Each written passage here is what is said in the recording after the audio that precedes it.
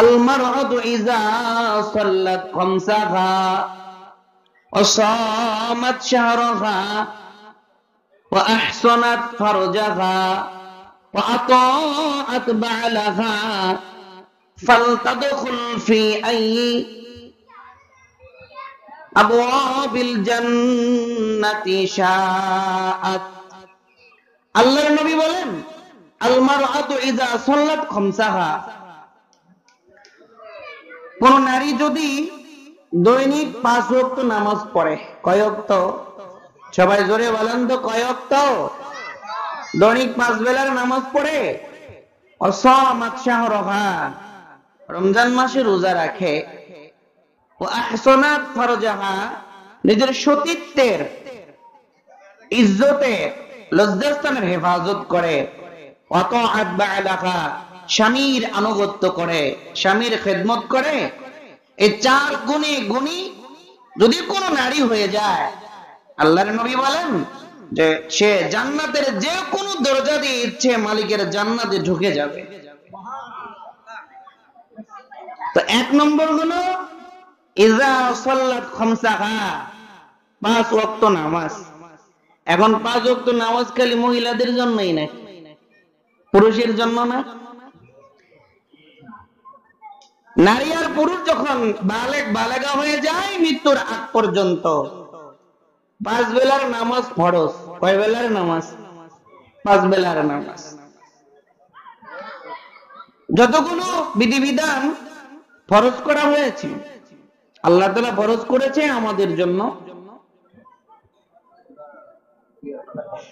একটা বিধিবিধান ব্যতি রেখে যত বিধিবিধান আছে সবগুলো আল্লাহ তাআলা দুনিয়াতে ওহী যোগে জিবরাইলের মাধ্যমে ফরজ করছেন। শুধুমাত্র একটা নেক আমল, একটা ফরজ বিধান যেটা আল্লাহ তাআলা দুনিয়াতে ফরজ করেন নাই, ওহী যোগে করেন নাই, জিবরাইলের মাধ্যমেও করে নাই, সরাসরি আল্লাহ তার দুস্থকে তার বাড়ি দাওয়াত করে নিয়ে গিয়ে তার বাড়িতে এই নামাজ নামক ফরজ ইবাদত আল্লাহ নবীকে হাদিয়া দিয়ে দিয়েছেন, আল্লাহর বাড়িতে ফরজ করে দিয়েছেন।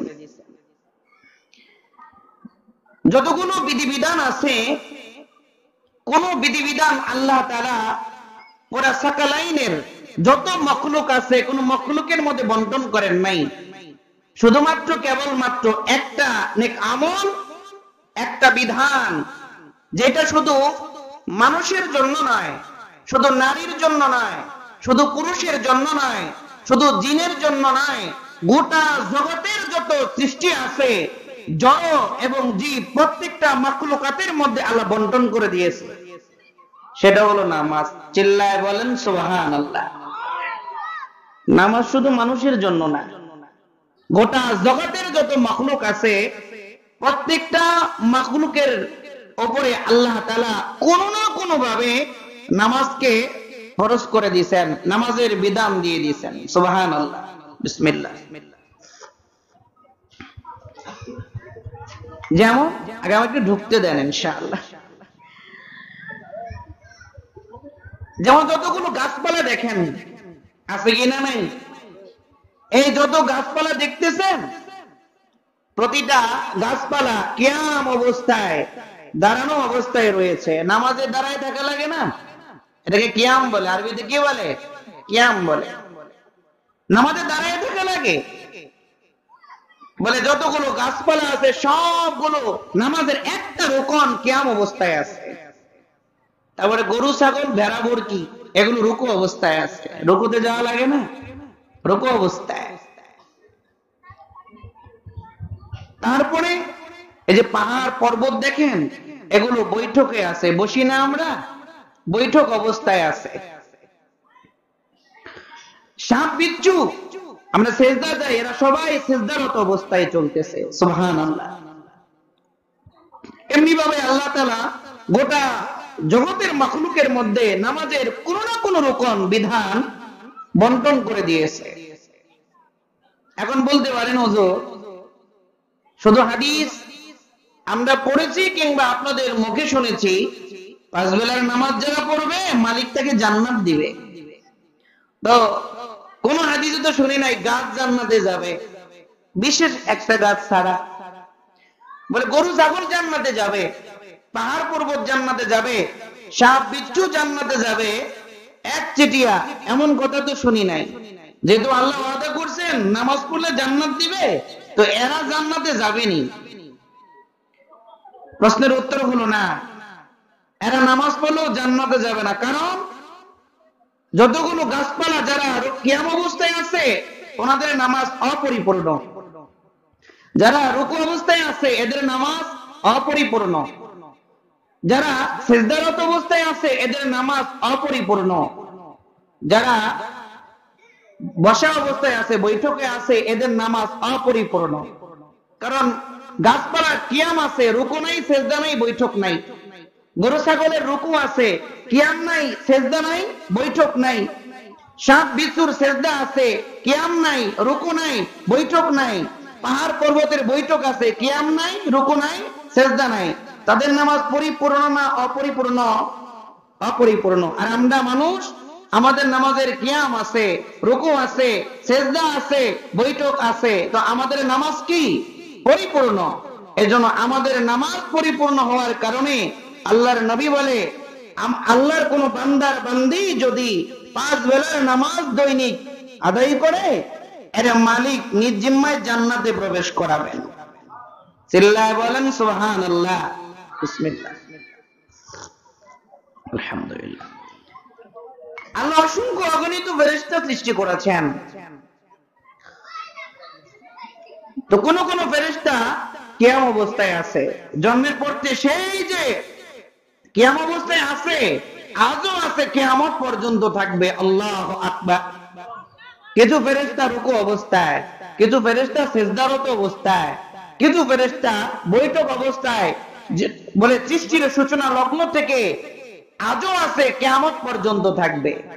আর নবীজি বলে, আমার কোন উম্মত যদি, আল্লাহর কোন বান্দার বান্দি যদি দৈনিক 5 বেলার নামাজ আদায় করে, বলে এই যে ফেরেশতারা রুকু অবস্থায়, সিজদা অবস্থায়, কিয়াম অবস্থায়, বৈঠক অবস্থায় ইবাদত করতেছে, বলে এদের প্রত্যেকটা ফেরেশতার ইবাদতের সওয়াব আমার প্রত্যেকটা উম্মতের আমলনামায় লিখে দেওয়া হবে। যদি কি পড়ি বলে, আমরা নামাজ পড়বো জমিনে, বলে আসমানওয়ালা যত ফেরেশতা আছে প্রত্যেকের ইবাদতের সওয়াব আল্লাহ তাআলা আমাদেরকে দান করবেন। খুশি হইছেন তো? কারা কারা খুশি হইছেন হাত তুলে দেখান তো। চিল্লায় বলেন সুবহানাল্লাহ, আরো জোরে বলেন আলহামদুলিল্লাহ, লা ইলাহা ইল্লাল্লাহ, আল্লাহু আকবার। মুহতারাম হাজিরিন, শুধু এখানেই শেষ না। আপনারা জানেন, আমার আপনার নবীর আল্লাহ তার বাড়িতে দাওয়াত দিয়ে নিয়ে গেলেন, জান্নাত দেখাইলেন, জাহান্নাম দেখালেন। দেখানোর পরে এবার আল্লাহ বলে, দোস্ত আপনি আসছিলেন তো আমার বাড়িতে, আপনি এখন চলে যাবেন, তো আমি আপনাকে হাদিয়া দেব। মৌলিক 3টা হাদিয়া দিচ্ছেন। কয়টা? কথা বলেন। 3টা। কষ্ট হইতেছে আপনাদের? 3টা হাদিয়া দিছে। তার মধ্যে সবচেয়ে বড় হাদিয়া 50 ওয়াক্ত নামাজ দিলেন। সুবহানাল্লাহ। নবী তো খুব খুশি, খুব খুশি। আল্লাহ আমারে হাদিয়া দিছে। বন্ধুর বাড়িতে আসলে কিছু দিয়ে দেই না আমরা? শহরের বন্ধু গ্রামে আসলে কাঁঠাল দেই, সবজি দেই, শাক পাতা দিয়ে দেই না? আল্লাহ বলে, দোস্ত আমি তো বলে আসমানে, আপনি তো জমিনে ফরসে আইছেন, দোস্ত আপনার নামাজ দিয়ে দিলাম, নিয়ে যান দোস্ত। নবী খুব খুশি। লম্বায় এটা পুরো হাদিস বলবো না, যেটা আমার দরকার ততটুকু বলবো ইনশাআল্লাহ। 6ষ্ঠ আসমানে আসছেন আল্লাহর একজন পেয়ারা নবী, কালিমুল্লাহ, যার সাথে আল্লাহ দুনিয়াতে অডিও কলে কথা বলে মজা পাইতেন, যাকে আল্লাহ কালিমুল্লাহর মসনদ দিয়েছেন, পয়গম্বর মুসা আলাইহিস সালাম। কই গেছিলেন তো দোস্তের বাড়ি, কি দিছে দোস্ত? কই মুসা আর বইলো না, আলহামদুলিল্লাহ, আল্লাহ না আমারে 50 ওয়াক্ত দিছে। সুবহানাল্লাহ। কই কাজ হবে না? কই কেন? কই আমার তিক্ত অভিজ্ঞতা আছে। মুসা নবী কি বলে? আমারে 2 ওয়াক্ত নামাজ দিছিলেন 4 রাকাত, কয় রাকাত? 4 রাকাত দিছিলেন সকালে আর রাত। আরেক বনে আছে দুপুরে। কয় 2 ওয়াক্ত নামাজ 2 রাকাত করে 4 রাকাত। আমার উম্মত গুলা পড়ে নাই, 2 ওয়াক্তই পড়ে নাই 4 রাকাত। আর 50 ওয়াক্ত দিছে। আমার তিক্ত অভিজ্ঞতা আছে, পয়গম্বর পড়বে না, কমায় নিয়ে আসেন। গেছে গেছে গেছে যাইতে যাইতে যাইতে যাইতে 9 বার 45 ওয়াক্ত কমায়া 5 ওয়াক্ত আছে। আবার আসছে, কয় ওয়াক্ত আছে? কয় 5 ওয়াক্ত। মুসা নবী কয় আরো কমান। কইছি না 2 ওয়াক্তই পড়ে নাই। নবী বলে না, আমি আর যাব না। কয় কেন? 2টা কারণ। কয় প্রথম কারণ, বারবার যেতে আমার শরম করে, আমার লজ্জা লাগে। আর 2 নম্বর, এইবার যদি যাই আর 5 কমাইছে, এবার যদি আল্লাহ বলে যান আপনার লাগবেই না, চলে যান, তখন কেমন হবে? আমি আর যাব না। সুবহানাল্লাহ। এইবার আল্লাহ বলে দোস্ত, আপনি কমিয়ে কমিয়ে 5 রাখলেন আর আমি আপনার 50 দিছি। দোস্ত, আপনার 5ও ঠিক, আমার 50ও ঠিক। কই কেমনে? বলে 5 হলো আমলের বেলা আর 50 হলো সওয়াবের বেলা। সুবহানাল্লাহ। ভাই পড়বে আপনার উম্মতের নারী আর পুরুষ পড়বে 5 ওয়াক্ত, আমি 50 ওয়াক্ত নামাজ পড়ার সওয়াব দিয়ে দেব। 5 ওয়াক্ত পড়লে কয় ওয়াক্তের সওয়াব? 50 ওয়াক্তের সওয়াব। এজন্য ইমানের পরে নামাজের চেয়ে দামি কোনো আমল নাই। ইমানের পরে সবচেয়ে দামি আমলের নাম হলো নামাজ। নামাজের মাধ্যমে আল্লাহর বান্দা বান্দিরা আল্লাহর যত পেয়ারা হয়, আল্লাহ তাআলার যত নিকটবর্তী হয়, অন্য কোন আমল নাই যে আমলের মাধ্যমে আল্লাহর বান্দা বান্দি আল্লাহর পেয়ারা হবে। বান্দা যখন নামাজের সিজদায় চলে যায়, আমার আপনার পয়গম্বর মুহাম্মদ রাসূলুল্লাহ সাল্লাল্লাহু আলাইহি ওয়াসাল্লাম আল্লাহর বাড়িতে গিয়ে আল্লাহ তাআলার এত কাছে গিয়েছে, আল্লাহ কোরআনের মধ্যে উদাহরণ দিয়েছে। বলে একজন ধনুক পীর ধনুক যখন টান দেয়, ধনুকের 2টা অংশ যতটা কাছাকাছি চলে আসে, আমার আল্লাহ আর পয়গম্বর মেরাজে ততটা কাছাকাছি এসেছে। এজন্য আল্লাহর কোন বান্দা আর বান্দি যখন নামাজের সিজদায় চলে যায়, বলে আমার আপনার নবী আল্লাহর মাঝে মেরাজে পর্দা ছিল, আর আল্লাহ তাআলা বলে পয়গম্বর নবী আমার আপনার বান্দা আর বান্দি যখন নামাজে সিজদারত অবস্থায় থাকবে, বলে ওই বান্দা বান্দি আর আমার মাঝখানে কোনো পর্দা নাই। এইজন্য আল্লাহ বলছে ওয়াসজুদ ওয়াকতারিব, সিজদা করো, আল্লাহর নিকটবর্তী হয়ে যাও। সুবহানাল্লাহ। কারণ সিজদা আল্লাহর যতটা নিকটবর্তী নিয়ে যায়, অন্য কোনো আমল নাই যে আল্লাহর এতটা নিকটবর্তী হইতে পারে। সুবহানাল্লাহ। বিসমিল্লাহ। এই জন্য নামাজ তো আল্লাহ তাআলা যতগুলো মৌলিক কারণে আমাদেরকে দিয়েছে, তার মধ্যে একটা অন্যতম কারণ হলো আল্লাহর কাছাকাছি যাওয়া। সুবহানাল্লাহ। এই জন্য নবী যখন মেরাজে যায়, নামাজ দিয়ে যখন বিদায় করে দেয়, তো নবীর মন খারাপ, মুখে হাসি নাই। আল্লাহ বলে দোস্ত কি হয়েছে? আপনি আমার কাছে আসলেন, এতটা উপরে নিয়ে আসলাম, আর কাউকে আনি নাই দোস্ত, আর কাউকে আনবো না। আল্লাহু আকবার। আপনাকে আমাদের কাউকে আনবো না, আপনি নারাজ কেন দোস্ত? নবী বলে আল্লাহ আপনি তো আমারে জান্নাত দেখাইছেন, জাহান্নাম দেখাইছেন, 7 আসমান ভেদ করে সিদরাতুল মুনতাহা, তারপরে বিশাল ফাঁকা, তারপরে আরশে আজিম, এখানে আপনি আমাকে নিয়ে আসছেন। আল্লাহ আমার ওই যে উম্মত, ওদেরকে দুনিয়াতে রেখে আসছি, ওরা তো আপনার কাছে আসলো না, আপনার সাথে দেখা হলো না, এই জন্য আমার মনটা খারাপ। সুবহানাল্লাহ। ওইখানেও ভুলে না। আল্লাহ তাআলা বলেন, দোস্ত হাবিব আমার মন খারাপ করবেন না, আপনি দুনিয়ার জমিন থেকে মেরাজে আছেন একবার, আর আপনার উম্মতের বান্দা বান্দি যদি দৈনিক 5 বেলার নামাজ পড়ে ওরাদের সাথে আমি আল্লাহর মেরাজ হবে দৈনিক 5 বার। একবার দেখা করেছেন জিন্দেগিতে, আর 5 বেলা নামাজ পড়লে আমার সাথে সাক্ষাৎ হবে কয়বার? দৈনিক 5 বার। নামাজ পড়বেন তো ইনশাআল্লাহ? আল্লাহ কবুল করুক বলে আমিন। অন্যান্য নবীর উম্মতের নামাজের গুরুত্ব আর আমাদের নামাজের গুরুত্ব আল্লাহর কাছে সমান না। গোটা উম্মতের বলে নামাজের গুরুত্ব যেই পরিমাণ, এই উম্মতের 2 রাকাত নামাজের গুরুত্ব আল্লাহর কাছে তার চেয়ে বেশি। মিশকাতুল আনোয়ার এই হাদিস গ্রন্থে একটা হাদিস আসছে, মিশকাতুল আনোয়ার।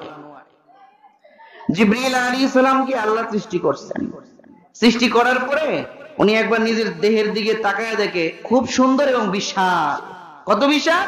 হাদিসে আসছে বলে জমিনে যত পানি আছে সব পানি যদি জিবরিলের মাথায় ঢেলে দেওয়া হয়, 1 ফোঁটা পানি জমিনে গড়িয়ে পড়বে না। 1 ফোঁটা পানি পড়বে না। আল্লাহু আকবার বলে 1 ফোঁটা পানি জমিনে পড়বে না। যে বেটার মাথা এত বড়, দেহটা কত বড়? আল্লাহু আকবার বলেন। আল্লাহ এত বিশাল চেহারা দেখে 2 রাকাত নামাজের নিয়ত করে দাঁড়ায় গেছে।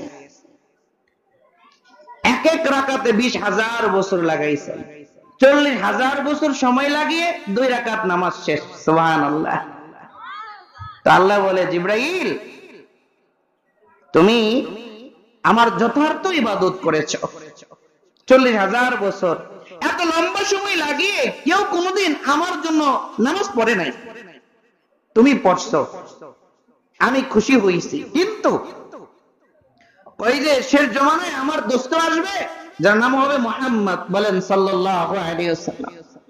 তার কিছু উম্মত আসবে, এখনকার কথা ভালো করে শুনবেন, তার কিছু উম্মত আসবে, ওই উম্মতরা নামাজ পড়বে অমনোযোগিতার সাথে, কবিরা গুনাহ করবে, নামাজের মধ্যে মনোযোগ থাকবে না, গাফলতের সাথে গুনাহগার। তো 2 রাকাত নামাজ পড়বে, 40,000 বছর না, 40 মাস না, 40 দিনও না, বলে 40 মিনিটও না, অতি অল্প সময় লাগে যদি 2 রাকাত পড়ে তোমার গোটা জিন্দেগির বলে যে 40,000 বছর লাগায় নামাজ পড়ছো, এই নামাজের চেয়ে ওদের 2 রাকাত নামাজে আমি আল্লাহ বেশি খুশি হয়ে যাব।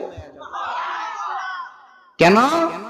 তুমি তো নামাজ পড়ছো তোমার মন মতো, আর ওরা নামাজ পড়বে আমি আল্লাহর হুকুম মতো। সুবহানাল্লাহ। এর লাগা নামাজে ভুল হবে, মনোযোগ থাকবে না, কবিরা গুনাহ করবে, কিন্তু 2 রাকাত পড়বে অল্প সময় লাগায়া, তোমার 40,000 বছর লাগায়া যেই পরিমাণ সন্তুষ্ট আমরে করছো, অতি অল্প সময় আমি তার চেয়ে বেশি খুশি হয়ে যাব। জিবরাইল বলে, আল্লাহ ওই আখির নবীর উম্মতের 2 রাকাত নামাজের বিনিময়ে তুমি কি দিবা? আল্লাহ তাআলা বলেন, জিবরাইল রে, আমার আখির নবীর উম্মতে 2 রাকাত নামাজের বিনিময়ে আমি জান্নাতুল মাওয়া দান করব। জিবরাইল বলে, আল্লাহ যে জান্নাত তুমি তোমার আখির পয়গম্বর 2 রাকাত নামাজের বিনিময়ে দান করবেন গো, ওই জান্নাত আমি জিবরাইল একবারের জন্য দেখার জন্য চাই, একবার দেখবার চাই। কই যা যা। জিবরাইল ওই জান্নাতের শুরু থেকে 600 পাখা, সব পাখা একত্রে ব্যবহার শুরু করলেন। দুনিয়ার জমিনে জিবরাইল 2টা পাখার ব্যবহার করেছে, ইতিপূর্বে কোনদিন জিবরাইল তার 600 পাখা একত্রে ব্যবহার করেন নাই। কিন্তু 2 রাকাত নামাজের বিনিময়ে বান্দা বান্দিকে যে জান্নাত দান করবে রে, ওই জান্নাত দেখার জন্য জিবরাইল একসাথে 2টা পাখা নয় 600 পাখা ব্যবহার করেছে। একটা পাখা যদি ছেড়ে দেয় 3000 বছরের রাস্তা অতিক্রম করে, আবার যদি উঠায় আরো 3000 বছর যায়। এমনি ভাবে 600 পাখা একত্রে মারতে মারতে মারতে মারতে বলে 70,000 বছর উড়ে গিয়ে একটা বৃক্ষ একটা গাছের নিচে বসেছে, ক্লান্ত হয়ে গেছে। আল্লাহু আকবার। জিবরাইল ক্লান্ত হয়ে গেছে, ক্লান্ত হয়ে বসে এবার সেজদায় পড়ে গেছে। সেজদায় পড়ে বলে, আহ জান্নাত অর্ধেক দেখে বলাইছে, বিসমিল্লাহ, অর্ধেক জান্নাত দেখে ফেলছি। এবার আল্লাহ বলে, জিবরাইল তুমি 600 পাখা বলে একত্রে মেরে একটা গাছের নিচে এসে বসেছো ক্লান্ত হয়ে, আর মনে মনে বলছো জান্নাত অর্ধেক দেখে ফেলছো। না, তোমার পাখা 600, আমি যদি তোমাকে আরো 600 পাখা দেই, পাখার পাওয়ার যদি আরো দ্বিগুণ করে দেই, আরো যদি তুমি 3000 বছরের রাস্তা আর অতিক্রম করো, তবু এই জান্নাতের 10 ভাগের 1 ভাগ দেখতে পারবে না। চিল্লায়া বলেন আল্লাহু আকবার। নামাজটা কি হবে? অমনোযোগিতার সাথে, ধ্যান কেউ থাকবে না, ত্রুটি যুক্ত সহকারে পড়বে। তবু 2 রাকাত নামাজের মূল্য আমার মাওলার কাছে এত বেশি। হ্যাঁ, বলে 2 রাকাতের বিনিময়ে মাওলা জান্নাতুল মাওয়া দিবে। আর যদি 5 বেলার নামাজ ফরজটুকুন আদায় করি, আমার মাওলা কি পরিমাণ নাজ ও নিয়ামত ওয়ালা শান ও শওকত ওয়ালা জান্নাত দিতে পারে। আল্লাহু আকবার। শুধু এখানেই শেষ নয়, পয়গম্বরের একজন সাহাবী বিলাল রাদিয়াল্লাহু তাআলা আনহু, পয়গম্বর 1,35,000 সাহাবীর মধ্যে 3টা কালো সাহাবী ছিল। 3টা কালো সাহাবী, এমন কালো বলে লাকড়ি দিয়া যে চুলায় রান্না করা হয়, ওই পাতিলের নিচে যেই পরিমাণ কালো জমে যায়, বলে ওই পাতিলের তলার কালো রঙের চাইতেও বেশি কালো ছিল পয়গম্বরের 3 জন কালো সাহাবী। তার মধ্যে যিনি সবচেয়ে কালো তিনি হলেন বিলাল। আমাদের মধ্যেও কালো মানুষ আছে, আমাদের কিছু ভাই কিছু বোন, উপরের চামড়াটা কালো হইলেও হাতের কালোটা সুন্দর হয়। কিন্তু বিলাল এমন কালো রে, ওর হাতের উপরের চামড়াটাও যেমন কালো, হাতের তলাটাও ওই পরিমাণ কালো। এই কালো সাহাবী বিলাল, যার দাদা গোলাম, বাবা গোলাম, যার মা গোলাম, তিনি নিজে গোলাম। 11 বারের অধিকবার বিলাল বিক্রি হয়েছে। বিলাল যখন মক্কার অলিতে গলিতে হাঁটতেন, মক্কার কাফেরেরা বিলালকে কালো কাক বলতো, কাওয়া বলে ডাকতো। চিল্লায় বলেন না আউযুবিল্লাহ। এমন কালো সাহাবী বিলাল। বিলালের 2 রাকাত নামাজের বিনিময়ে আল্লাহ তাআলার কাছে কি মর্যাদা হয়েছে রে ভাই। ও মারা শুনেন, আমার আপনার নবী মেরাজে চলে গেছেন। আল্লাহ তাআলা বললেন, দোস্ত জান্নাত দেখে আসেন। জিবরাইল পয়গম্বরকে নিয়ে জান্নাত দেখার জন্য গিয়েছে। পয়গম্বর আর জিবরাইল জান্নাতের ভিতরে হাঁটে, আর পয়গম্বর আর জিবরাইলের সামনে কার যেন খরমের পায়ের আওয়াজ শোনা যায়। আল্লাহু আকবার। জোতার পায়ের আওয়াজ শোনা যায়।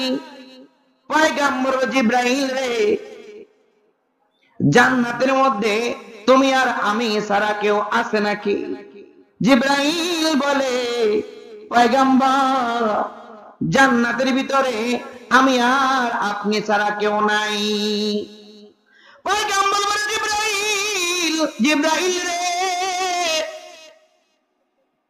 মনোযোগ দিয়ে শোনো রে, ওই যে আমাদের সামনে কার যেন পায়ের আওয়াজ শোনা যায়।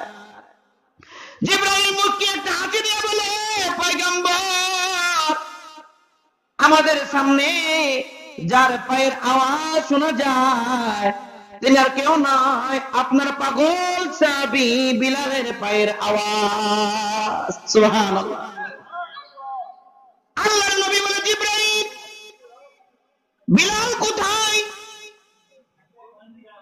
জিবরাইল বলে, পয়গম্বর, বিলাল তো জমিনে, আমরা জান্নাতে। আল্লাহর নবী বলে, জিবরাইল, আশ্চর্য ব্যাপার, বিলাল জমিনে, পায়ের আওয়াজ শোনা যায় জান্নাতে। কেন রে জিবরাইল, কেন? জিবরাইল বলে, পয়গম্বর, এটা আপনার বিলালের বিশেষ একটা আমলের পাওয়া। সুবহানাল্লাহ। নবী মেরাজ থেকে চলে আসছে, নামাজ পড়েছে, নামাজ পড়ে ঘুরে বিলালকে বলে, ফাইন্নী সামিতু দাফা, ফাইন্নী সামিতু দাফান আলাইকা বাইনা ইয়াদাই ফিল জান্নাহ। আল্লাহু আকবার।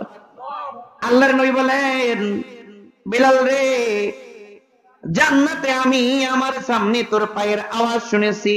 কে রে বিলাল, কি এমন আমল করো রে, হাঁটো জমিনে, পায়ের আওয়াজ শোনা যায় জান্নাতে। বিলাল বলে, পয়গম্বর, আমার জানার মতে এমন কোন আমল নাই যে আমলের কারণে আমার মর্যাদা এত হইতে পারে, কিন্তু যেদিন আমি মুসলমান হয়েছি ওই দিন থেকে আমি নিয়ত করেছি, যখনই আমার ওযু ছুটে যাবে আমি সাথে সাথে ওযু করে নেব, আর ওযু করার পরে মাত্র ওয়াক্ত না থাকলে 2 রাকাত তাহিয়াতুল ওযুর নামাজ পড়ব। আল্লাহর দোস্ত, ওই দিন থেকে অদ্যাবধি পর্যন্ত বিলালের এমন একটা দিন যায় নাই, এমন একটা রাত যায় নাই যে বিলালের ওযু ছুটে গেছে, বিলাল ওযু করে নাই আর 2 রাকাত নামাজ পড়ে নাই। সুবহানাল্লাহ। এমন দিন যায় নাই। তো নবী বলে, বিলাল, আমার বুঝবার বাকি নাই, এই যে তুই ওযু করার পরে মাওলাকে রাজির জন্য যে 2 রাকাত পড়িস, এই জন্য আল্লাহ তোর মর্যাদা এই পরিমাণ বাড়াইছে, হাঁটো জমিনে আর শোনা যায় জান্নাতে। তো 2 রাকাতের বিনিময়ে যদি মর্যাদা এই পরিমাণে হয়, আর যেটা আল্লাহ ফরজ করেছে 5 ওয়াক্ত, এই 5 ওয়াক্ত যদি আমরা সবাই পড়তে পারি, আমার আপনার মর্যাদা কি পরিমাণ হবে। সুবহানাল্লাহ। এজন্য ইবনে মাজার মধ্যে আসছে, কেউ যদি ওযু করার পরে বলে 2 রাকাত পড়ে, বলে মৌলিক ইবাদত ঠিক রেখে, তার জন্য জান্নাত ওয়াজিব হয়ে যায়। জান্নাত কি হয়ে যায়? ওয়াজিব হয়ে যায়। এজন্য আল্লাহর নবী বলেন, আল মারআতু ইযা সাল্লাত খামসাহা, কোন নারী যদি দৈনিক 5 বেলার নামাজ আদায় করে, বলে ময়দানে মাশরে আতো জান্নাতের দরজা খুলে দেওয়া হবে, যে দরজা দিয়ে ইচ্ছা 5 ওয়াক্ত নামাজ পড়ানেওয়ালা মহিলা ঢুকতে পারবে। এজন্য নামাজ যখন ফরজ করা হয়, পয়গম্বরের পরে গোটা উম্মতের মাঝে যিনি সর্বপ্রথম নামাজ শিখেছেন, নামাজ পড়েছেন, তিনি একজন মহিলা, খাদিজাতুল কুবরা রাদিয়াল্লাহু তাআলা আনহা। সুবহানাল্লাহ। উম্মতের মধ্যে সবার আগে নামাজ শিখছে এবং নামাজ আদায় করছে আম্মা জান খাদিজাতুল কুবরা রাদিয়াল্লাহু তাআলা আনহা। আর পুরুষদের মধ্যে সবার আগে আলী রাদিয়াল্লাহু তাআলা আনহু। তো সবার আগে নামাজ পড়ছে পুরুষ না মহিলা?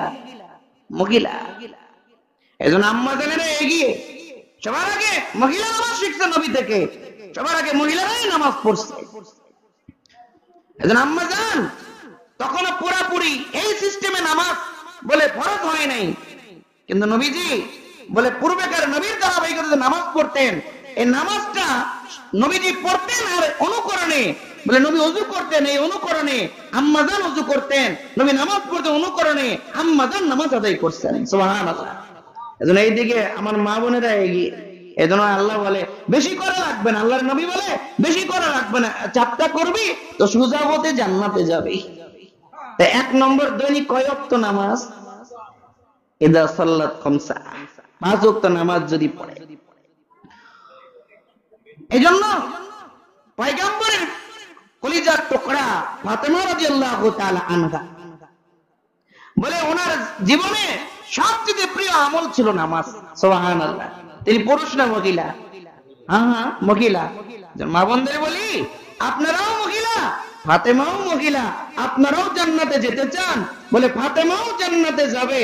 বলে আপনারা তো ফাতেমার মতো জান্নাতি হতে চান, তো ফাতেমার মতো ইবাদতের রং লাগাতে হবে আমল। ঠিক কিনা? ঠিক কিনা? জিন্দেগিতে ফাতেমার রং লাগাতে হবে। ফাতেমা রাদিয়াল্লাহু তাআলা আনহা ওনার জিন্দেগিতে বালেগ হওয়ার পর থেকে মৃত্যুর আগ পর্যন্ত নামাজ ছুটবে দূরের কথা, এক ওয়াক্ত নামাজ কোনোদিন কাজা হয় নাই। শীতের দিনে দিন ছোট হয়, রাত বড় হয়। ঠিক কিনা? দিন ছোট হয়, রাত বড় হয়।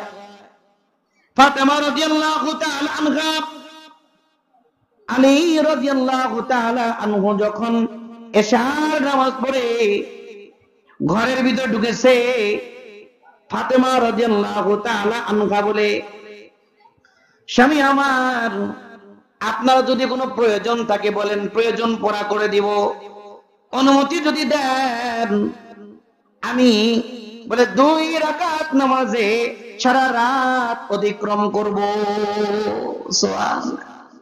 নফল নামাজ রাতে পড়বেন তো স্বামীর কাছে জিজ্ঞাসা করতে হবে যে স্বামী কোনো দরকার আছে? যদি থাকে তো আমি আপনার খেদমতে আসি, আর যদি দরকার না থাকে আপনি আমাকে রুখসত দেন, অনুমতি দেন, আমি মাওলার কদমে সিজদায় লুটায়া পড়ব। সুবহানাল্লাহ। আলী বলে, না না, যাও ফাতেমা যাও, তুমি যত ইচ্ছা নামাজ পড়ে নাও। আম্মা যা বলে, ফাতেমা রাদিয়াল্লাহু তাআলা আনহা 2 রাকাত নামাজে দাঁড়িয়ে গেছেন। সালাম ফেরানোর আগে মসজিদ নববী থেকে আজান শুরু হয়ে গেছে। 2 রাকাত নামাজে সারা রাত অতিক্রম করেছে, এবার সালাম ফিরাবে। এই মুহূর্তে আজান হয়ে গেছে। ফাতেমা রাদিয়াল্লাহু তাআলা আনহা 2টা চোখের পানি ছেড়ে দিয়ে বলে, আল্লাহ, রাতে এত ছোট করে বানাইছো, আমি ফাতেমা বলে 2 রাকাত নামাজও ঠিক মতো আদায় করতে পারি না। আল্লাহু আকবার। শীতের রাত এত লম্বা, 2 রাকাত নামাজ পড়ছে, সালাম ফেরানোর আগে রাত শেষ। হ্যাঁ, বলে আল্লাহ এত ছোট করে বানাইছো রাত যে 2 রাকাত নামাজ আদায় করে শেষ করতে পারি না। সুবহানাল্লাহ। আর আমরা ফাতেমা তো এশার নামাজের পরে নামাজে দাঁড়াতেন, বলে আযানের মাধ্যমে নামাজ শেষ হতো, আর আমরাও রাত শুরু করি বলে টিভি দিয়া শুরু করি, আর সকালবেলাও টিভি দিয়া বলে ঘুমের দোয়া বাদ করি। আগেকার যুগে সাহাবায়ে কেরামের ঘরে বলে মাগরিব তো সন্ধ্যা শুরু হতো ওয়াকিয়ার তেলাওয়াত দিয়ে, সকাল শুরু হতো ইয়াসিনের তেলাওয়াত দিয়ে। এখন আমার সন্ধ্যা শুরু হয় খালি সোশ্যাল মিডিয়া। আগে তো টিভি দেখতাম, টিভি লাগে না তো মোবাইলেই সব, খালি ওইটা দেখতে থাকে। এই জন্য ঘরে এখন আর বরকত নাই। ঠিক কিনা বলেন? বরকত নাই। ঘুম থেকে উঠেই সূর্য ওঠার পরে 8টা-9টায় ঘুম থেকে ওঠে। আর আম্মাজান আয়েশা রাদিয়াল্লাহু তাআলা আনহা আর ফাতেমা রাদিয়াল্লাহু তাআলা আনহা ওনারা ফজরের নামাজ আদায় করার পরে ওই মুসল্লাতেই বসে থাকতেন, তাসবিহ তাহলিল করতে থাকতেন। সূর্য উদয় হওয়ার 15 মিনিট পরে 2 রাকাত করে 4 রাকাত এশাকে নামাজ আদায় করতেন। এশাকে নামাজ আদায় করেই সংসারের কাজকর্মে লিপ্ত হতেন। এর আগে ওনারা কেউ সংসারের কাজে হাতই দিত না। আমরা উঠি ঘুম থেকে 8টায়, আমরা ঘুম থেকে উঠি কয়টায়? 8টায়। কারণ কেউ যদি সূর্য ওঠার 15 মিনিট পরে 2 রাকাত করে 4 রাকাত এশাকের নামাজ পড়ে, নবী বলে প্রথম 2 রাকাতে একটা বড় হজ, একটা উমরা হজের সওয়াব দিয়ে দিবেন। আর পরের 2 রাকাত পড়লে সারা দিনের আল্লাহ তার জিম্মাদার হয়ে যাবেন। আপনারা যদি জান্নাতে যেতে চান, ফাতেমার অনুসারী বলে নিজেকে দাবি করি, যে জান্নাতে যেতে চান তাহলে নামাজ পড়তে হবে কয়দিন? দৈনিক। বলেন দৈনিক কয় ওয়াক্ত? 5 ওয়াক্ত পড়বো তো ইনশাআল্লাহ। আল্লাহ আমাদেরকে কবুল করুক, আমিন। 2 নম্বর ওয়াসামাত শাহরহা, লম্বা কথা বলবো না। 2 নম্বর হলো রমজান মাসের রোজা। নফল রোজার কথা বলে নাই, শুধুমাত্র বলছে যে নফল রোজা যদি রাখতে পারে আলহামদুলিল্লাহ ভালো, তো তাও না হয় তাহলে কমসে কম রমজান মাসের 1 মাস যদি মহিলারা রোজা রাখতে পারে, তাহলে আল্লাহর নবী বলে জান্নাতের যে কোনো দরজা দিয়ে ইচ্ছা জান্নাতে প্রবেশ করবেন। ফালতাদখুল ফি আইয়ি আবওয়াবিল জান্নাতি শাআত, যে কোনো দরজা দিয়ে ইচ্ছা জান্নাতে প্রবেশ করবে। আমাদের মহিলারা নামাজের বেলায় কাঁচা, রোজার বেলায় আবার পাকা। কেন লাগে জানেন? এই কখনো যাও নামাজ পড়ে এই ফজরের পরে সূর্য উঠবে বাপ, ওই সময় যোহর পরে আসরের আগ দিয়া, আসর পরে মাগরিবের কাছাকাছি, আর মাগরিব পরে এশার কাছাকাছি, আবার মাঝে মাঝে রান্না বান্নার ঝামেলা, খাওয়া দাওয়ার ঝামেলা, এশা পরে 12টার আগ দিয়ে যাও পরে ঠিক মতো পড়ে না, কিন্তু রোজা ঠিক মতো আদায় করে। কারণ হইলো কি, কারণ মহিলাদের রাগ করার অভ্যাস আছে। বিয়ের আগে মায়ের সাথে, বাবার সাথে, ভাইয়ের সাথে রাগ করে কয়েকদিন না খেয়ে থাকে, তো ট্রেনিং আছে। আর বিয়ের পরে জামাইয়ের লোক একটু রাগ করে, শ্বশুর শাশুড়ি একটু রাগ করে না খেয়ে থাকে, অভ্যাস তো এই জন্য রোজাতে পাক্কা, অসুবিধা হয় না, অভ্যাস আছে তো না খেয়ে থাকার। রোজাটা মোটামুটি ঠিক আছে, কিন্তু নামাজে বড় অলস। মা বোনেরা নামাজে বড় কি অলস। 2 নম্বর ওয়াসামাত শাহরহা, রমজানে রোজা রাখে। অনেক মহিলা ডিজিটাল, রোজা রাখতে চায় না, ব্রেস্ট নষ্ট হবে, গঠন নষ্ট হয়ে যাবে, চেহারা মলিন হয়ে যাবে, উজ্জ্বলতা নষ্ট হয়ে যাবে, রোজা রাখে না। যাইও কবরে সিফালিল্লাহ কারে কই বুঝবা, ঠিক কি না? সিফালিল্লাহ বুঝেন। যাইও 1 নম্বর 5 ওয়াক্ত নামাজ, 2 নম্বর রমজানের রোজা, 3 নম্বর ওয়া হাসানাত ফারজাহা, নিজের সতীত্বের হেফাজত করবে, নিজের লজ্জাস্থানের হেফাজত করবে, ইজ্জতের হেফাজত করবে, বিয়ের আগেও বিয়ের পরেও।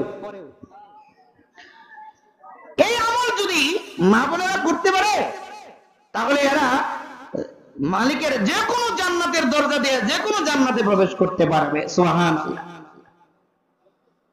এজন্য আল্লাহর নবী বলেন, উম্মতেরা রে ওয়াহসানাত ফারজাহা, উম্মতের নারীদের বলতেছে,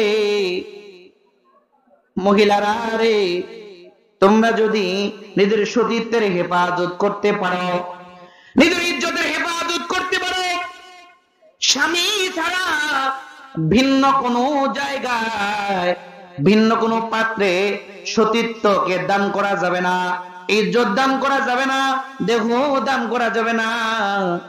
এটা যদি বিবাহের আগেও সংরক্ষণ করতে পারো, বিবাহের পরেও যদি সংরক্ষণ করতে পারো, ফালতাদখুল ফি আইয়ি আবওয়াবিল জান্নাতি শাআত, যে কোনো দরজা দিয়ে ইচ্ছা মালিকের জান্নাতে যাবে। হাদিসের মধ্যে এসেছে, কোন নারীর বিবাহ হয় নাই, কুমারী মেয়ে বিবাহ হয় নাই, এই নারী যদি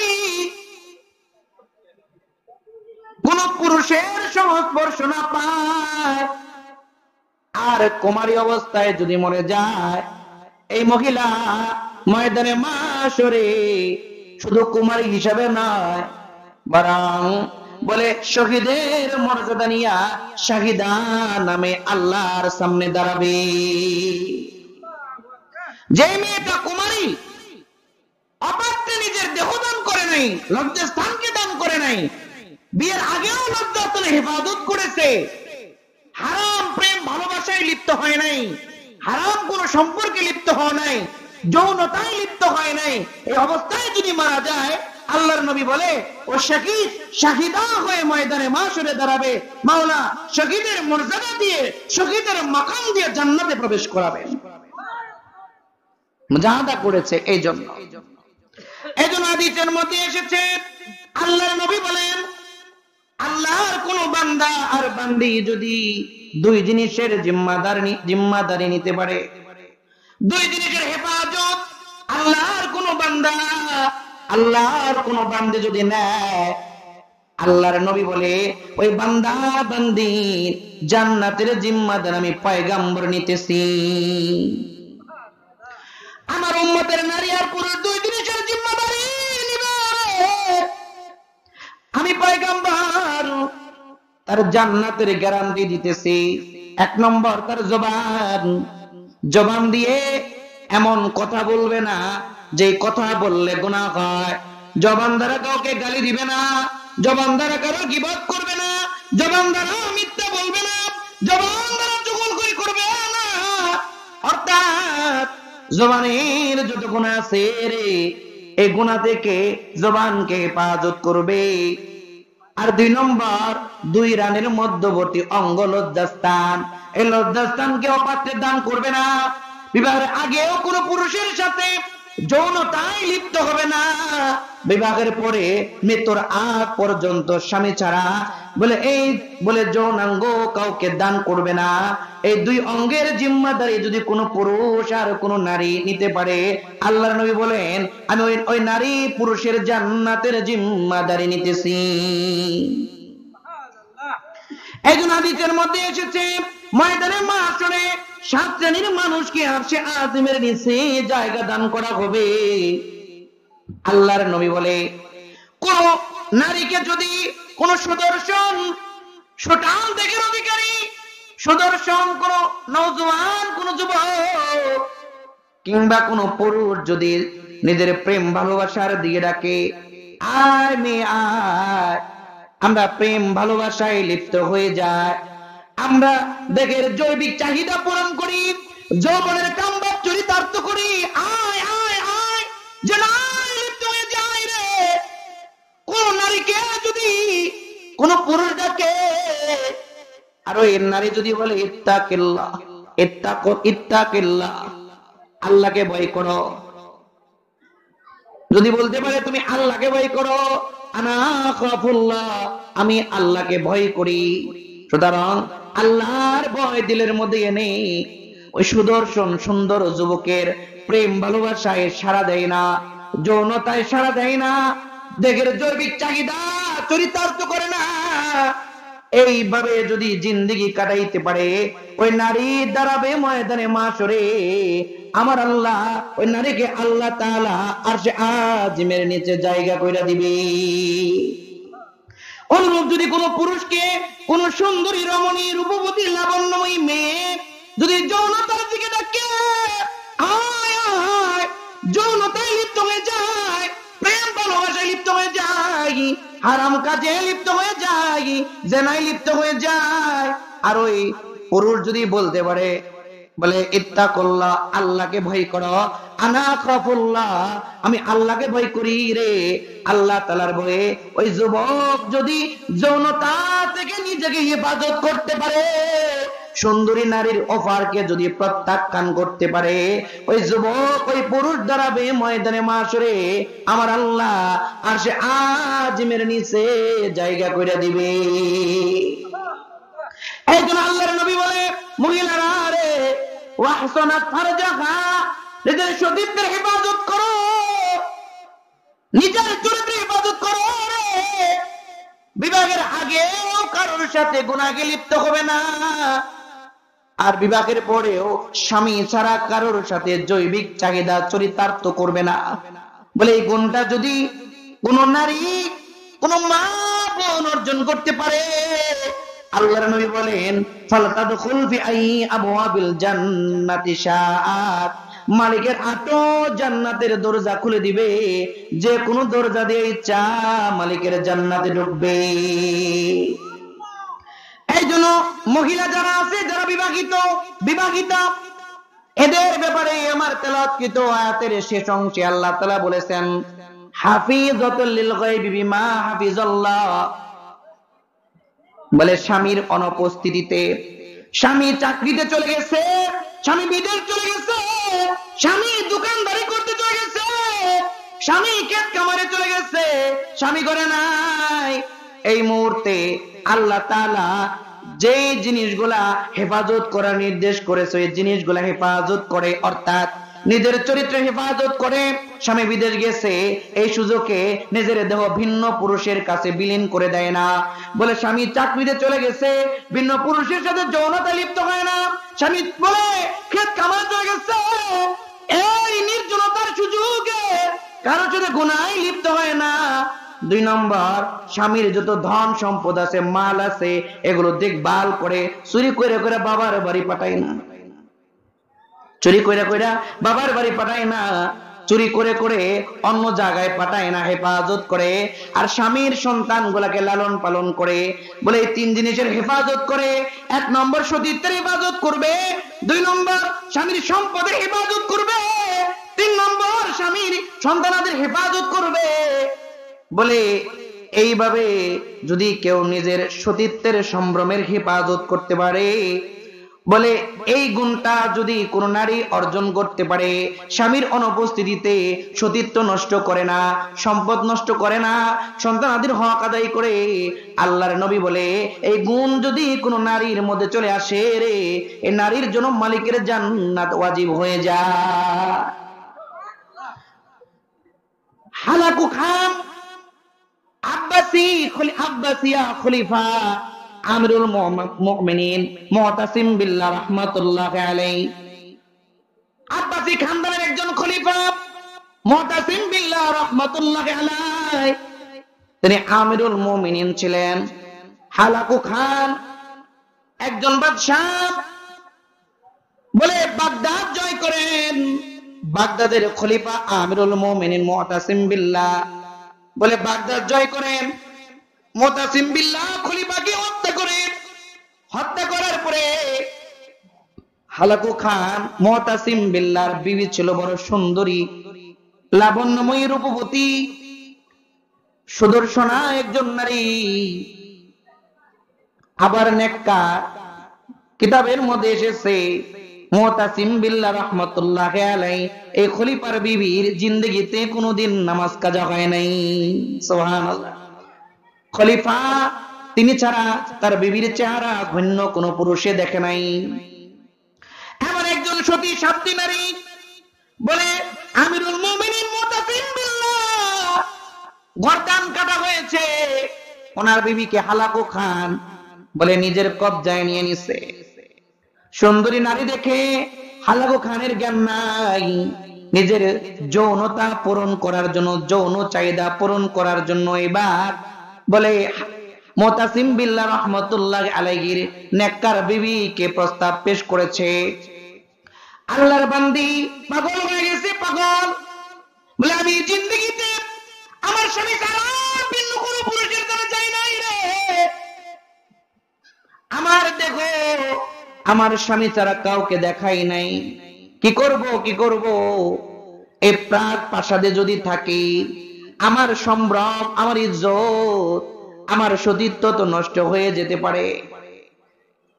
মা বোনেরা ভালো করে শুনবেন, কিভাবে নিজের সতীত্বের হেফাজত করা লাগে, কিভাবে নিজের চরিত্রের হেফাজত করা লাগে। বলে এইবার রাত প্রাসাদের একজন দাসীকে ডাইকে আনে। দাসীর কানে কানে মুতাসিম বিল্লাহ রাহমাতুল্লাহ আলাইহির বিবি কি যেন শিকায়া দিছে। ওই বাদিকে নিয়া হালাকু খান বলে ওই জালিম বাদশার সামনে গেছে। সাথে মুতাসিম বিল্লাহর নেককার বিবিও দাঁড়ায় আছে, পর্দা সহকারে দাঁড়ায় আছে। ওই দাসী বলে হালাকু খান রে, এই যে মুতাসিম বিল্লাহ রাহমাতুল্লাহ আলাইহি আব্বাসী খলিফা আমিরুল মুমিনিনের বিবি, ওনাদের একটা বিশেষ বৈশিষ্ট্য আছে। বলে কি বৈশিষ্ট্য? বলে ওনাদের দেহের মধ্যে কেউ যদি দাঁড়ালো তলোয়ার চালায়, তলোয়ার চালাইলেও এদের গলা কাটে না, এদের দেহের মধ্যে তলোয়ার কাজ করে না, তলোয়ার বলে অকেজ হয়ে যায়। আল্লাহু আকবার। এমন একটা বৈশিষ্ট্য আব্বাসিয়া এই বংশের খানদানের নারীদের, এদের দেহের মধ্যে তরবারি চালাইলেও তরবারি নিষ্ক্রিয় হয়ে যায়, অকেজ হয়ে যায়, গলা কাটা যায় না। হালাকু খান বলে আশ্চর্য ব্যাপার, এটাও সম্ভব? বলে সম্ভব। বিশ্বাস না হইলে আপনি অনুমতি দেন, আমি প্রমাণ করে দেই। আমি কি করে দেই? প্রমাণ করে দেই। ঠিক আছে, প্রমাণ করো। বাদী আর দেরি করে নাই, হালাকু খানের তরবারিটা নিয়া মুতাসিম বিল্লাহ রাহমাতুল্লাহ আলাইহির বিবির গর্দানে একটা কোপ দিছে। এক কোপ দেওয়ার সাথে সাথে বলে রানীর দেহ থেকে গর্দান আলাদা হয়ে গেছে, রানী জমিনের মধ্যে পড়ে দুনিয়া থেকে বিদায় হয়ে গেছে। সুবহানাল্লাহি ওয়া বিহামদিহি। এটা দেখার পরে হালাগো খান বুঝে ফেলছে এই বাদী তো আমাকে প্রবঞ্চিত করেছে, আমাকে ধোঁকা দিয়েছে। হালাগো খান বলে, বাদী এমন কাম কেন করলি? বাদী বলে, আপনার লোক রানীমার উপরে পড়েছে। রানীমা একজন নেককার বিবি, স্বামী ছাড়া তার দেহ ভিন্ন কাউকে দেয় নাই, স্বামী ছাড়া কারোর সামনে নিজের সৌন্দর্য প্রকাশ করে নাই। সে বড় নেককার। আমার কানে কানে বলেছে, জীবন দিব রে কিন্তু সতীত্ব দিব না। আমার বলে দেহের গর্দান ওরে দিব কিন্তু কোন লম্পটের সামনে দেহের সৌন্দর্য প্রকাশ করব না। এই যে আমার কানে কানে শেখায় দিছে, এই কৌশলে আমার গর্দান গাইতে বলো। আমি দুনিয়াতে মাথা ছাড়া আমি কবরে যেতে চাই রে, কিন্তু আমার স্বামীর হক, আমার স্বামীর হক আমার দেহের মধ্যে ছিল। আমি আমার স্বামীর বলে দেহের একটা টুকরা ছিলাম, আমার স্বামীর জন্য আমার দেহটাকে আমি সুপর্দ করেছিলাম। এই স্বামী নাই, এই দেহটা আমি অন্য কাউকে দিব না। গর্দান দিব কিন্তু সতীত্ব দিব না। আমাকে শেখায় দিছে, যার বুদ্ধি অনুযায়ী আমি গর্দান কাইটা ফেলাইছি। তার গর্দান কাটার মাধ্যমে আমি আমার রানীমার ইচ্ছা অনুযায়ী তার সতীত্বের হেফাজত করেছি। আল্লাহু আকবার। হালাকু কান্দারি করে নাই, চুলের মধ্যে ধরে এমন শাস্তি দিছে, তিলে তিলে শাস্তি দিয়ে ওনাকে হত্যা করছে, যে শাস্তি দেখে রাজ্যের সব মানুষ শিউরে উঠেছে। তো এই ঘটনা বলে আমি বুঝাইতে চাইলাম, বলে সে একজন নারী, বলে স্বামীকে নিজের দেহ প্রদর্শন করেছে, দেহের সৌন্দর্য স্বামীর জন্য বরাদ্দ করেছে। যখন কোন লম্পট, কোন দুশ্চরিত্র পুরুষ যখন তার দেহের দিকে তাকিয়েছে, জীবন দিয়েছে কিন্তু সতীত্বের বিনিময়ে জীবন হেফাজত করে নাই, বলে জীবনের মাধ্যমে সতীত্বকে হেফাজত করেছে। এই গুণ যদি কোন নারী অর্জন করতে পারে, আল্লাহর নবী বলেন ওয়া আতানা ফারজাহা, সতীত্বের হেফাজত যদি করতে পারে, যে কোনো জায়গায় ইচ্ছা জান্নাতে প্রবেশ করবে। এখন আল্লাহর নবী বলেন আল মারআতু ইযা সাল্লাত খামসাহা, 1 নম্বর 5 ওয়াক্ত নামাজ দৈনিক, 2 নম্বর ওয়াসামাত শাহরাহা, রমজানের 1 মাস রোজা, 3 নম্বর ওয়াহসানাত ফারজাহা, বলে সতীত্বের হেফাজত, 4 নম্বর শেষ। ওয়া আতাআত বালাহা, স্বামীর খেদমত করবে, স্বামীর আনুগত্য করবে। এই 4 গুণ যদি কোন নারী অর্জন করতে পারে, মা বোনের আসতেন, অনেক আসতেন, আমার ভাইদের চেয়ে বেশি। এজন্য আপনারা যদি এই 4 গুণ অর্জন করতে পারেন, আপনারা সোজাপথে জান্নাতে যাবেন। সুবহানাল্লাহ। তো 4 নম্বর কি? ওয়াতাআত বালাহা, স্বামীর আনুগত্য করবে, স্বামীর খেদমত করবে। আর এটি আমার তেলাওয়াতকৃত আয়াতে মহিলাদের 3টা গুণের কথা আল্লাহ বলছে। 1 নম্বর ফাসসালিহাত, নেককার হবে। মহিলা কি হবে? এজন্য বিবাহিত নারীর 1 নম্বর শর্ত নেককার হবে, নেককার। অর্থাৎ 5 ওয়াক্ত নামাজ তো পড়বেই, নামাজ পড়ার ফাঁকে ফাঁকে সুযোগ পাইলেই নফল নামাজে দাঁড়ায় যাবে, সুযোগ পাইলে তাহাজ্জুদ পড়বে, সুযোগ পাইলে মাগরিবের পরে বলে 2 রাকাত করে বলে 6 রাকাত আওয়াবিন পড়বে, সময় পাইলেই ইশরাক পড়বে, সময় পাইলেই চাশতির নামাজ পড়বে, সময় পাইলেই জাওরার নামাজ পড়বে। মুসিবত আসছে জানামাজে দাঁড়া, সালাতুল হাজত নামাজ পড়ে পড়ে আল্লাহর কাছ থেকে যত চাহিদা আছে পূরণ করে নেবে। সুবহানাল্লাহ। সময় পাইলেই জিকির করবে, কাজের ফাঁকে ফাঁকে গান গাবে না, গুনগুন করে জিকির করবে। সুবহানাল্লাহ, আলহামদুলিল্লাহ, লা ইলাহা ইল্লাল্লাহ, জোরে সুবহানাল্লাহ, আলহামদুলিল্লাহ, লা ইলাহা ইল্লাল্লাহ। সুযোগ পাইলেই আল্লাহ তাআলার জিকির করবে। ফাসসালিহাত, সে নেককার হবে। 2 নম্বর অকানিতাত, এটা বড় মারাত্মক কথা। নেককার হলেই হবে না, কানেতা হবে। বলে কানেতা মানে কি? বলে স্বামীর খুশি ওই বিবির খুশি হবে, স্বামীর মন রক্ষায় যা যা করার তাই করবে। যে কথা বললে স্বামী নারাজ হয়, মহিলা সেই কাজ করবে না, সেই কথা বলবে না। যে কাজ করলে স্বামী নারাজ হয়, মহিলা ওই কাজ করবে না। যে কথা বললে স্বামী নারাজ হয়, মহিলা ওই কথা বলবে না। বলে স্বামী বলে যেই কথা বললে খুশি হয় মহিলা ওই কথাগুলোই বলবে, স্বামী যেই কাজ করলে খুশি হয় মহিলা ওই কাজগুলো করবে। অর্থাৎ স্বামীর মন রক্ষার জন্য যা যা করা দরকার তাই তাই করবে। এই মহিলা হলো কানেতা, এই মহিলা কানেতা। স্বামীর খুশি তার খুশি, স্বামীর দুঃখ তার দুঃখ, বলে স্বামীর কষ্ট তার কষ্ট, স্বামীকে ঘিরেই তার গোটা জিন্দেগি হবে। হলো কানেতা। এই নারীর জন্য জান্নাত ওয়াজিব। এই নারীর জন্য জান্নাত কি? ওয়াজিব। স্বামী বলবে বাড়ি থাকো, বলে না বাবার বাড়ি যাব। স্বামী না করছে বাবার বাড়ি যাওয়া লাগবে না, জিদ করে বাবার বাড়ি গেছে, কানেতা না, জাহান্নামী নারী। স্বামী বলছে এখন যাওয়া লাগবে না, তো চুপ করে আছে, যাই নাই। স্বামী বলছে বলে আমার গোসলের পানি দাও, গোসলের পানি দিয়ে দিছে। স্বামী বলছে আমার বলে খাবার বেড়ে দাও, তো খাবার বাইরে দিছে। স্বামী বলছে আমার একটু খেদমত করো, তো স্বামীর খেদমতে লাগে গেছে। অর্থাৎ স্বামী যা বলে ওই ওই কাজগুলা করে। এটা কানেতা।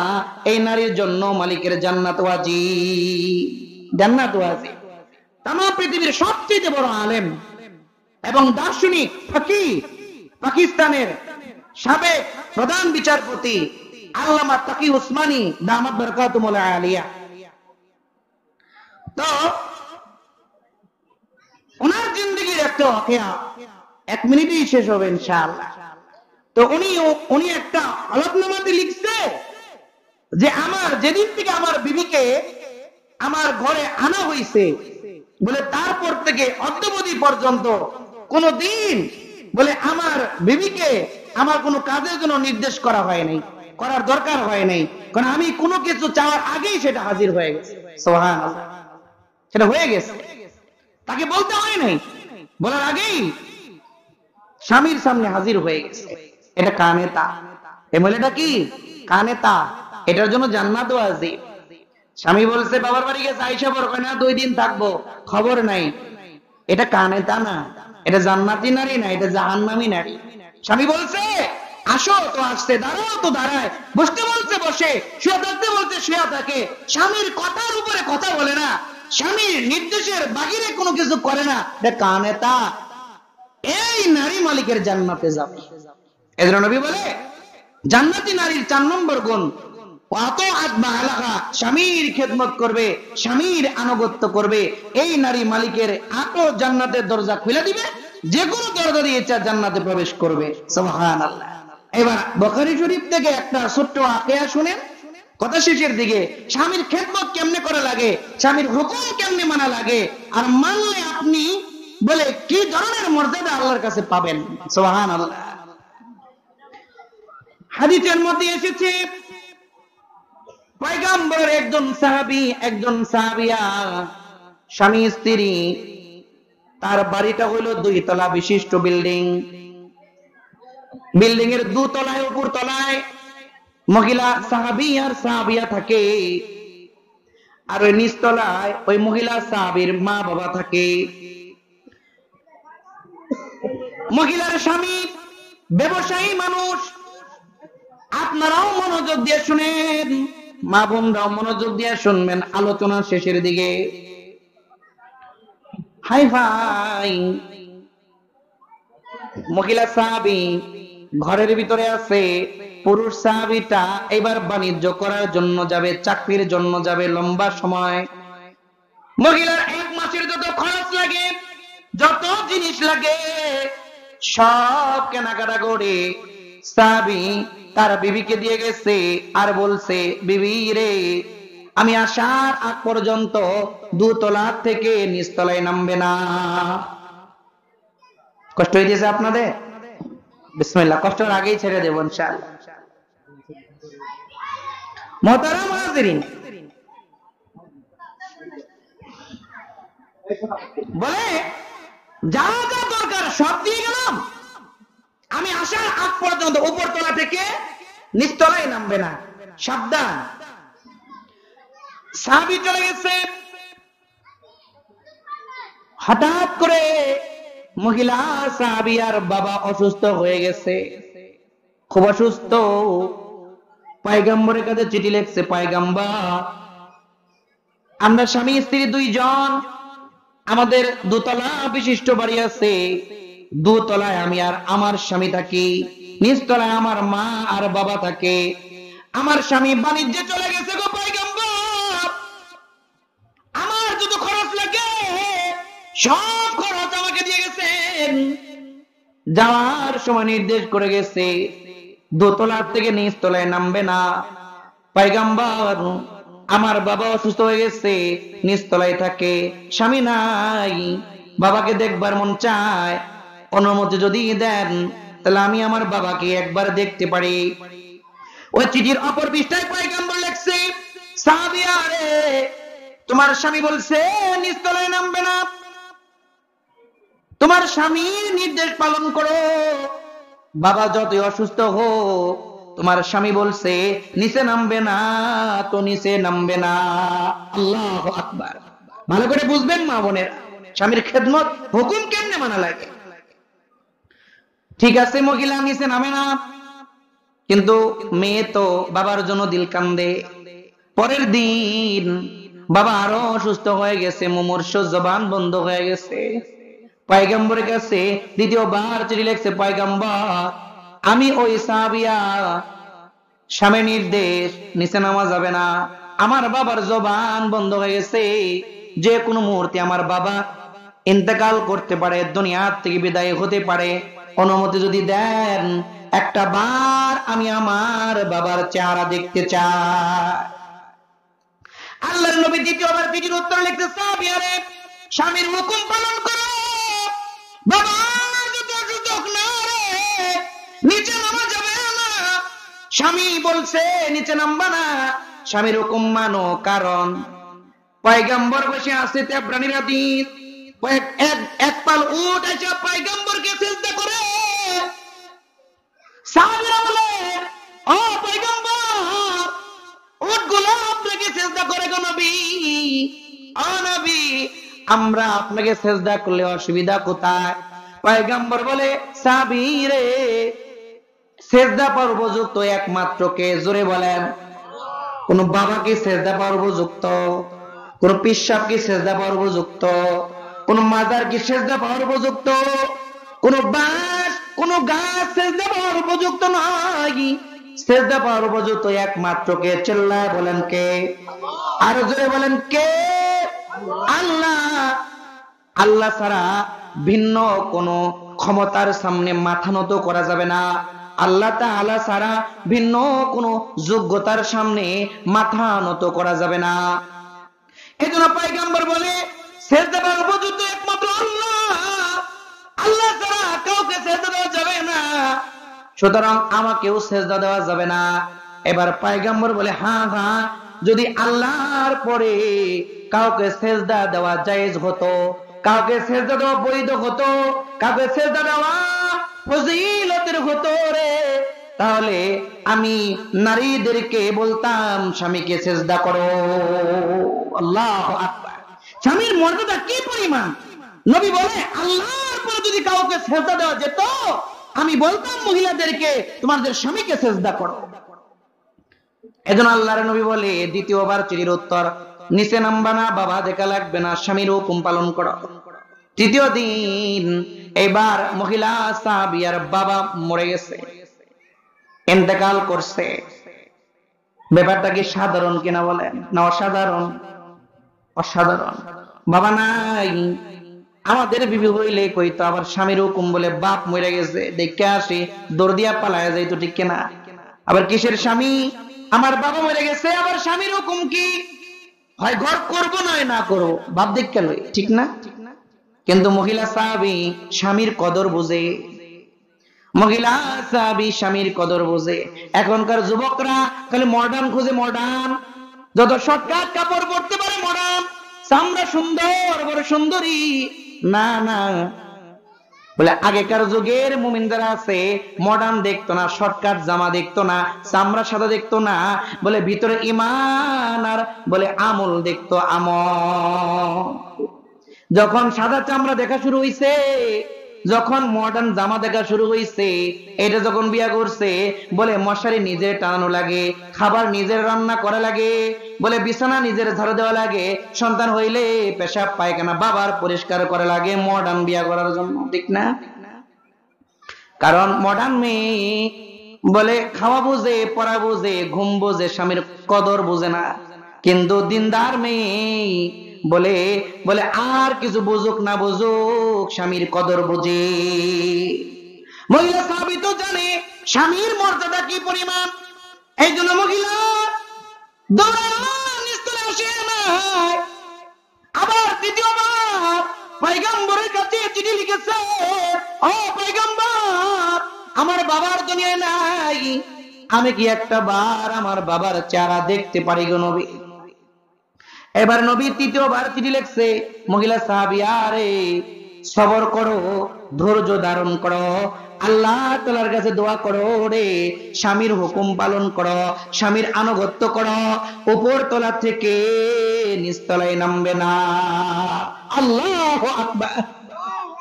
বাবা মরে গেছে, তার নবী বলে স্বামীর হুকুম মানো, নিচ তলায় আসবে না। মহিলা সাহাবিয়া জিহ্বায় কামড় দিয়ে বুকে পাথর বেঁধে নিচতলায় 1 মিনিটের জন্য নামে নাই।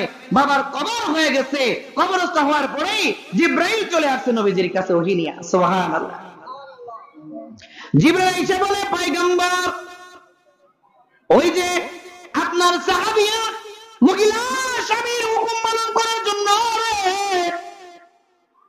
স্বামীর আনুগত্য করার জন্য, স্বামীর নির্দেশ পালন করার জন্য বাবাকে দেখে নাই, শেষবারের মতো বাবা মরে গেছে চেহারাও দেখার জন্য আসে নাই, বুকের মধ্যে পাথর জমা করছে রে, সবর করছে, বাবার জানাজায় শরীক হয় নাই, বাবার বলে দাপন কাপনের মধ্যেও শরীক হয় নাই, বাবাকে শেষ দেখা একবার দেখে নাই, স্বামীর হুকুম পালন করেছে, সবর করেছে।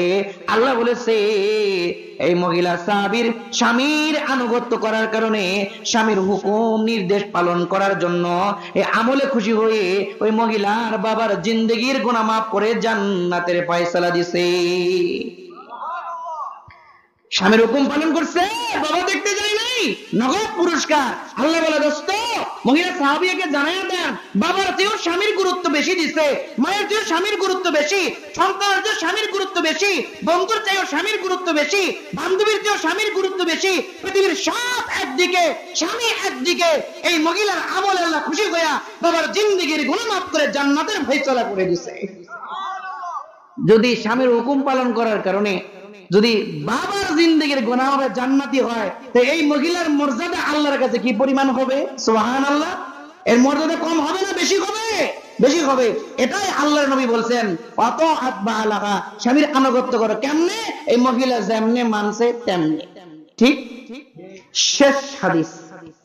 মুহতারাম হাজিরিন, শেষ কথা, আপনারা বলেন মহিলাদের জান্নাতের সরদারিনী যেন কে হবে? এর আশ্চর্য কথা, খুশি হয়ে যাইবেন আপনারাও মহিলারাও। জান্নাতের সরদারিনী কে? ফাতেমা রাদিয়াল্লাহু তাআলা আনহা। কেমনে হইছে জানেন? নামাজ পড়া না, 5 ওয়াক্ত নামাজ পড়া জান্নাতের সরদারিনী হয় নাই, রমজানের রোজা রেখা হয় নাই, নফল ইবাদত করা হয় নাই, নফল রোজা রেখা হয় নাই, দান সদকা করা হয় নাই, স্বামীর খেদমত করে জান্নাতের সরদারিনী হইছে। সুবহানাল্লাহ বলে। কিসের খেদমত? আর মা বোনদের এই জন্য বলি, আপনারা তো জান্নাতের সরদারিনী হইতে পারবেন না, কিন্তু স্বামীর খেদমত যদি করতে পারেন ফাতেমার লগে জান্নাতে যাবেন। বাইতেদা সুবহানাল্লাহ বলেন, কিপটা কোথাকার, জোরে বলেন সুবহানাল্লাহ। জান্নাতের সরদারিনী হন না, কিন্তু ফাতেমার লগে কই যাইবেন? জান্নাতে যাইতে পারবেন। শুনবেন, এশা নামাজ পড়ে সারাদিন কাজকর্ম করে এশা পড়ে আলী রাদিয়াল্লাহু আনহু ঘরে আসছে ক্লান্ত, এসে বলে, ফাতেমা শরীরটা আর চলে না, 1 গ্লাস পানি দাও তো। শীতের রাত তো, মশক মানে আমরা কলসি বলি না, কলসি, ওই রকম মশক কলসি, গিয়ে দেখে পানি নাই, ঘরের বাহিরে বের হয়ে পানি আনতে হতো।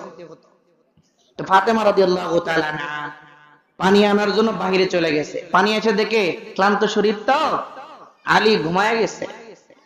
পানি নিয়ে থেকে ঘুমায় গেছে। এখন ফাতেমা বলে সারাদিন পরিশ্রম করেছে, ক্লান্ত শরীর, বলে ঘুমায় গেছে, এখন যদি ডাক দেই ওনার কষ্ট হবে, আবার যদি আমি এখন থেকে চলে যদি সজাগ হয়ে পানি না পাই তবু কষ্ট হবে, তার জন্য ঘুমা, আমি ওনার পাশে পানি নিয়ে দাঁড়ায় থাকি, যখন আলী সজাগ হবে তখন সামনে পানি বেশ করব। জোরে কোন সুবহানাল্লাহ। মা বোনেরা দেখেন দেখেন, যদি খালি ধরেন সবসময় সাধ্যমতো দামি কাপড়ই পরায়, একবার খালি মনে করেন 1000-এর শাড়ি কিনা দিছে, পাশের বাড়ির ভাবিরে 1100 টাকা দিয়ে দিছে, দেখো দিয়েছে, ভাবি দেখেন 1000 টাকার শাড়ি, আমার জামাই আমার 1100 দিয়ে দিছে, খারাপ বাড়ি যায়, বাড়িতে কয় তোর কাপড় তুই নে, তোর কাছে বইয়া বইয়া জিন্দেগিটা পুরা সরকার হয়ে গেছে, জীবনে একটা ভালো কাপড় দিতে পারলি না। এ মহিলা আছে কিনা নাই? এটা সোজা যাবে কোথায়? কোনটা জাহান্নামে যাবে। সাহাবীদের আলী কাজ করবো করে ঘরে আইলে বলে বিবির চেহারা দেখে মন ভালো হয়ে যাইতো, আর আর আমাদের ঘরের খাটাস মার্কা মহিলা বলে ভালো মন নিয়ে ঘরে ঢুকলে ওর চেহারা দেখে মন খারাপ হয়ে যায়, বিজলানি দেয়, ঠিক না? ঘরে খাবার নাই, একদিন কাজ করবো গেছে, সারাদিন কাজ পায় নাই, আলী ঘরে আইছে, ফাতেমা বলে কি হইলো? কয় নাই, সবর করবো আলহামদুলিল্লাহ। দ্বিতীয় দিন খাবার পায় নাই, তৃতীয় দিন আলীর দেহ চলে না, ফাতেমার দেহ চলে না, ঘরে আলী বলে কেমনে ঢুকি, ফাতেমা না খেয়ে আছে, সুন্দর মেয়ে, চেহারা কালো হয়ে গেছে, কেমনে যায়? ঘরের ভিতরে যখন ঢুকছে কেমনে সালাম দেই, অনেকক্ষণ দাঁড়ায় থেকে আলী সালাম দিছে, তারপরে সাথে সাথে ফাতেমা দরজা খুলে মুস্কি একটা হাসি দিছে। নবী বলে স্বামী ঘরে আসছে, মহিলা যদি বলে এমন ভাবে নিজেকে পরিবেশন করবে, এমন আখলাক দেখাবে, স্বামী হাইসা দিবে, ওই মহিলা জান্নাতি। বিজলানি দিও না। দরজা খুলা ফাতেমা বলে বলে আজকে কোন ব্যবস্থা হয়েছে? আলী বলে ফাতেমা আজকেও হয় নাই। ফাতেমা বলে টেনশন করেন না, রিজিকে থাকলে আসবে, আমরা সবর করি, আল্লাহ অবশ্যই আমাদের জন্য ব্যবস্থা করে দিবে। তো আলীর মনটা খুশি হয়ে গেছে, সুবহানাল্লাহ। এইটা হলো কানেতা বিবি, এটা হলো স্বামীর আনুগত্য করেনেওয়ালা বিবি, এই মহিলা জান্নাতে যাবে, জান্নাতে যাবে। তো ফাতেমা রাদিয়াল্লাহু তাআলা আনহা পানি নিয়ে এসে দেখে আলী রাদিয়াল্লাহু তাআলা আনহু ঘুমায় গেছে। ফাতেমা বলে ঘুম থেকে ডাকলে আলীর কষ্ট হবে, আবার পানি নিয়ে চইলা গেলে সজাগ হইলে পানি না পাইলেও বলে আলীর কষ্ট হবে, দাঁড়ায় আছে।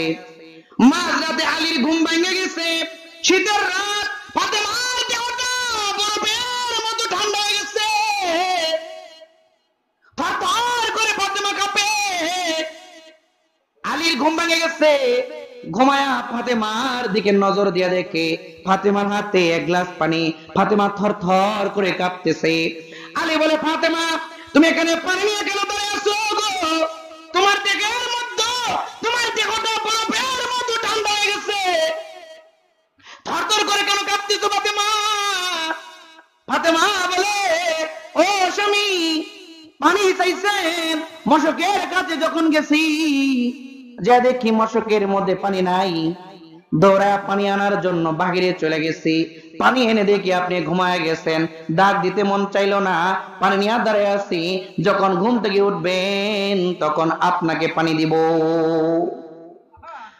আলী ফাতেমার হাত থেকে পানিটা নিয়ে কম্বলটা দিয়া ফাতেমাকে জড়ায় ধরছে, এক গ্লাস পানি পান করছে। পানি পান করার পরে আলী রাদিয়াল্লাহু তাআলা আনহু বলে আসমানের দিকে দুইটা হাত বাড়ায়া বলে আল্লাহ আমার ফাতেমা আমারে কত ভালোবাসে গো, আল্লাহ আমারে ফাতেমার ভালোবাসায়, আমার ফাতেমার আখলাকে আমি খুশি হয়ে গেছি, দোয়া করলাম রে এই আমলের জন্য আমার ফাতেমাকে জান্নাতি যত মহিলা আছে সবার সরদারিনী বানায়া দাও। দোয়া কইরা বলে দুইজনে তাহাজ্জুদের নামাজ পড়ছে, পয়গম্বরের পিছনে আলী ফজরের নামাজ পড়ছে। ফজরের নামাজ শেষ করার পরে এবার পয়গম্বর ঘুরাই বলে হ্যাঁ আলী যাবি না ভয়, তোর লগে কথা আছে, আল্লাহু আকবার, যাবি না রে আলী, তোর সাথে কথা আছে। আলী বলে হায় হায়, রাতের বেলায় ফাতেমা আমার জন্য অর্ধরাত দাঁড়ায় ছিল, এটা বুঝি পয়গাম্বরের কাছে জিব্রাইল বলে দিয়েছে। পয়গাম্বর রাগ হয়ে গেছে, কি হবে আলী ভয়ে কাঁপতেছে। পয়গাম্বর বলে আয় আলী আয় আমার কাছে আয়, ভয় করিস না, রাতে যা হইছে রে আমি পয়গাম্বর সব জানি। সুবহানাল্লাহ, রাতের ঘটনা আমি জানি। আলী বলে পয়গাম্বর আমাকে মাফ করে দেন, আপনার কলিজার টুকরাকে আমি দাঁড় করে রাখি নাই, আমি বলি নাই ফাতেমা পানি নিয়ে দাঁড়ায় থাকো। এটা ফাতেমা নিজে নিজে আমার খেদমত করার জন্য, আমাকে সন্তুষ্ট করার জন্য করছে, আমি কই নাই হুজুর, আমার মাফ করে দেন। নবী মুস্কি আয়েশা বলে আলী রে রাগ করি নাই, আমি খুশি হইছি। সুবহানাল্লাহ। ও আলী আমি খুশি হইছি দুই কারণে। এক নম্বর কারণ আমার ফাতেমা স্বামীর কদর বুঝছে, স্বামীর খেদমত করছে, আমি খুশি হয়ে গেছি। আর দুই নম্বর খুশি হইছি আলী রে আমার ফাতেমার খেদমতে তুমি খুশি হইয়া যে দোয়াটা করছো রে, এই দোয়াটা আমার আল্লাহ কবুল করে নিছে।